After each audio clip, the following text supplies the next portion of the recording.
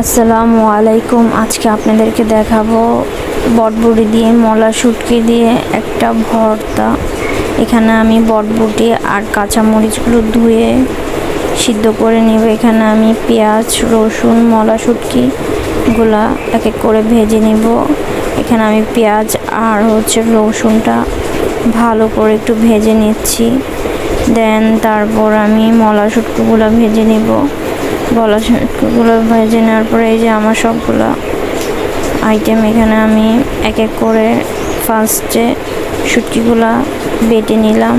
তারপর বরবটিগুলো বেটে নিলাম। পেঁয়াজ, রসুন, কাঁচামরিচ, লবণ দিয়ে একসাথে ভালো করে বেটে নিব।